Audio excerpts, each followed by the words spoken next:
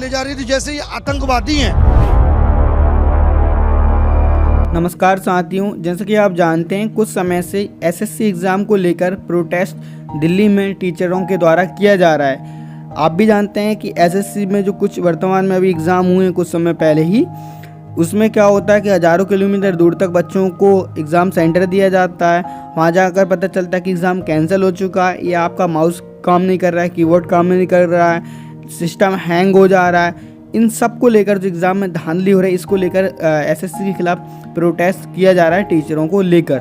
हालांकि ये जो प्रोटेस्ट है ना कि एसएससी को लेकर है, बल्कि जो एग्ज़ाम कंडक्ट कराने वाली संस्था है, जो एसएससी ने इसको टेंडर दिया है, एडुकेटी नाम की ये संस्था है जो कि बेंगलोर बेस की कंपनी है। 2000 में इसका स्थापना हुई थी। इसी को कंडक्ट कराने की जिम्मेदारी दी जा रही है, ना कि एसएससी को एग्ज़ाम को लेकर, बल्कि कई और भी एग्ज़ाम हैं इसी ने कंडक्ट किए हैं और उनमें कहीं ना कहीं आपको धांधली देखने को ज़रूर मिली है। मैं आपको पूरी इन्फॉर्मेशन देने वाला हूँ, बनी रहिए मेरे साथ साथियों।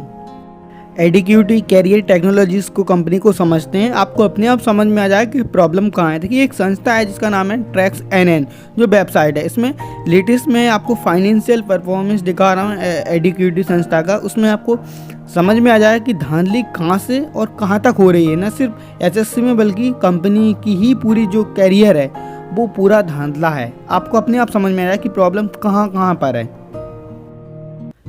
फाइनेंशियल ईयर 2019-20 का रेवेन्यू देखिए कितना है। सबसे ऊपर जो है 30.2 करोड़ इसका रेवेन्यू है। कितना? 30.2 करोड़ 2019-20 में। अब इसको आगे आइए, 2020-21 का रेवेन्यू देखिए इसका कितना गिर चुका है, डाउन हो जाता है, 7.23 करोड़ हो जाता है। देखिए 2021 और 22 का जो रेवेन्यू है कंपनी का, वो अचानक से 7 करोड़ तक अप हो जाता है, जबकि कंपनी कई सारे ऑलरेडी पेंडिंग जो केसेस हैं उसकी, कई सारे केसेस में जो कंपनी है वो कंट्रोवर्सी में फंसी हुई है। जबकि आप देखिए 2022-23 का जो केस है वो उसमें रेवेन्यू उसका 103 करोड़ पहुंच जाता है अचानक से। वो फाइनेंशियल ईयर 2023-24 का देखा जाए तो 135 करोड़ उसका हाईएस्ट रेवेन्यू हो जाता है अचानक से। ये अचानक से तो होगा नहीं, जबकि कंपनी ऑलरेडी कई सारे कंट्रोवर्सी केसेस में, चीटिंग केसेस में, इलीगल एक्टिविटीज़ में फंसी हुई है। फिर भी कंपनी का इतना हाईएस्ट रेवेन्यू हो जाता है, ये अचानक से सोचने वाली बात है। चलिए आइए आपको मैं आगे और समझाता हूँ।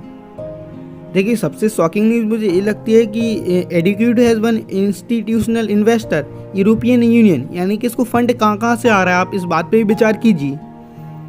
यूरोपियन यूनियन इसको फंड दे रही है, जबकि कंपनी की अगर एक एवरेज लाइफ देखी जाए तो इतना ज़्यादा नहीं है और इतनी फेमस कंपनी भी नहीं है कि इसको यूरोपियन यूनियन इसको फंड दे। ना ही कंपनी इतनी वैल्यूएबल है, तब भी इसको यूरोपियन यूनियन से फंड दिया जा रहा है। कुछ तो गड़बड़ है, आप यहीं पर ही समझ जाइए। देखिए साथियों, अब आते हैं थोड़ा टेंडरिंग प्रैक्टिसेस पे कि जो एसएससी ने इसको टेंडर दिया है वो किस बेस पे दिया है। देखिए, जो टाटा कंसल्टेंसी सर्विसेज हैं वो एक सीट पर चार्ज करती थी 350 रुपये, जबकि इसने बहुत ही कम दाम में 220 रुपये पर स्टूडेंट के हिसाब से इसने चार्ज किया है। आप देख सकते हैं कि देखिए महंगा है टाटा, लेकिन उसके आज तक जितने भी उसने एग्ज़ाम कंडक्ट किए हैं, कभी तक सर्वर, माउस से लेकर किसी भी सिस्टम में उसको दिक्कत ही नहीं आई स्टूडेंट को। पर जब से इसको दिया है टेंडर, हज़ारों लाखों स्टूडेंट को सामना करना पड़ रहा है। देखिए साथियों, director general of training institute ने इसको ऑलरेडी ब्लैकलिस्ट कर दिया था। इसके बाद भी एमपी सरकार ने इसको पटवारी का टेंडर दिया 2023 का, जिसमें भी आपको पता है क्या क्या प्रॉब्लम्स आई थी, कॉम्प्लिकेट्स आए थे निकल कर। एग्ज़ाम लीक हुआ था, रिजल्ट को लेकर दिक्कत आई थी, 15-15 लाख में सीट बिकी थी। आपने ये भी सुना होगा एग्ज़ाम सेंटर को लेकर दिक्कत आई थी। महाराष्ट्र सीटी का एग्ज़ाम सेल का, इसमें भी आपको एग्ज़ाम पेपर लीक हुआ था, ग्लिचेस इस कंपनी के ऊपर लगे थे। एमपीटीटी जो टीचिंग एलिजिबिलिटी टेस्ट हुआ था एमपी का, उसमें भी आपको एग्ज़ाम पोस्टपोन हुआ था। एग्ज़ाम रिजल्ट को लेकर प्रॉब्लम आई थी, लीक्स हुए थे, ड्यूरिंग टीचर्स एलिजिबिलिटी टेस्ट हुआ था। इवन आपको कई सारे सिस्टम हैंग्स की प्रॉब्लम आई थी, माउस की दिक्कत आ रही थी। ये सब प्रॉब्लम जब से ही आ रही थी, जब से इस कंपनी को ये सब टेंडर मिलना चालू हो चुका था। देखिए, अगर मैं ऑल इंडिया लेवल की बात करूं तो इस कंपनी ने एनटीए, नेशनल टेस्ट एजेंसी को तक नहीं छोड़ा। एनटीए ने भी इसी को टेंडर दिया था नीट एग्ज़ाम कंडक्ट कराने को लेकर। इसमें कितनी सारी कंट्रोवर्सी आपको देखने को मिली थी। एग्ज़ाम लीक हुआ था, एग्ज़ाम सेंटर को लेकर दिक्कत आई थी, अर्लियर एग्ज़ाम कंडक्ट कराया गया था, यहाँ तक कि रिजल्ट को लेकर दिक्कत आई थी, माउस कीबोर्ड सिस्टम हैंग हो जाना, ये सब इस कंपनी के लिए आम बात हो चुकी थी। जब सुविधा प्रदान नहीं करा सकती कंपनी टेंडर लेती ही क्यों है।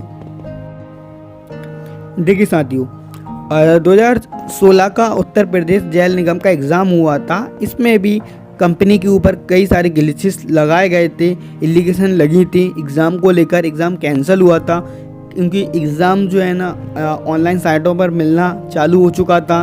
एग्ज़ाम से पहले ही आपको ये सब देखने को मिल चुका था, इसलिए 2016 में SIT ने प्रूव कर भी दिया था इसके सामने कि आपकी कंपनी ने ये दिक्कत है।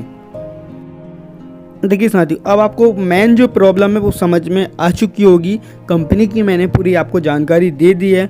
नवीन सर हुए, RK यादव सर हुए, गगन प्रताप सर हुए, आदित्य रंजन सर हुए, क्यों इस संस्था को लेकर और क्यों SSC को लेकर प्रोटेस्ट कर रहे हैं। मेनली जो प्रॉब्लम है वो जो एजुकेटिव संस्था है उसी को लेकर है, क्योंकि SSC ने उसी को इस बार टेंडर दिया है, तो इस वजह से SSC प्रोटेस्ट हो रहा है।